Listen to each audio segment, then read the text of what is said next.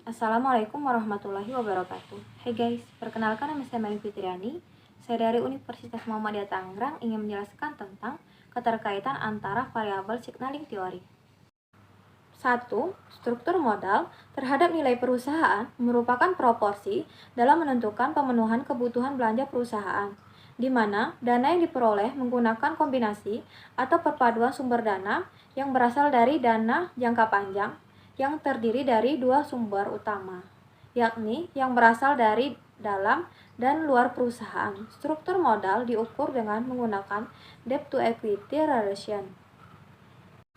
2. Pertumbuhan perusahaan terhadap nilai perusahaan. Growth merupakan perubahan total aset baik berupa peningkatan maupun penurunan yang dialami oleh perusahaan selama satu periode atau 1 tahun. Pertumbuhan aset menggambarkan pertumbuhan yang meyakini bahwa persentase perubahan total aktiva merupakan indikator yang baik dalam mengukur pertumbuhan perusahaan menurut Nia Rostiwati, FAU 2015. 3. Profitabilitas terhadap nilai perusahaan menyatakan bahwa profitabilitas adalah kemampuan perusahaan memperoleh laba dalam hubungannya dengan penjualan total aktiva maupun modal sendiri.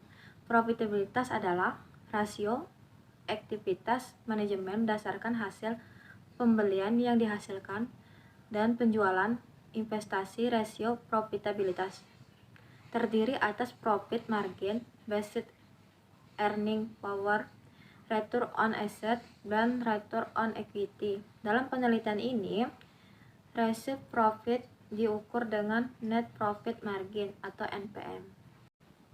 Kerangka pikir merupakan model konseptual tentang bagaimana teori berhubungan dengan berbagai faktor yang telah diidentifikasi sebagai masalah yang penting. Dalam mengidentifikasi, seseorang investor harus menganalisa terlebih dahulu saham yang akan ditanamnya di modal. Signaling teori menyatakan bahwa laporan keuangan perusahaan mempengaruhi investor untuk menanam modal karena kinerja perusahaan dapat mempengaruhi investor untuk menanamkan modal karena kinerja perusahaan dapat mempengaruhi baik buruknya perusahaan tersebut. 5. Hipotesis penelitian menurut Sugiono dan Sri Hirmuningsi 2012, perumusan hipotesis merupakan langkah ketiga dalam penelitian setelah mengumumkakan kerangka berpikir dan landasan teori. Hipotesis merupakan jawaban sementara permasalahan yang akan diteliti. Hipotesis disusun dan diuji untuk menunjukkan benar atau salah dengan cara terbatas dari nilai dan pendapat penelitiannya yang disusun dan mengujinya berdasarkan perumusan masalah dan kajian empiris yang telah dilakukan sebelumnya.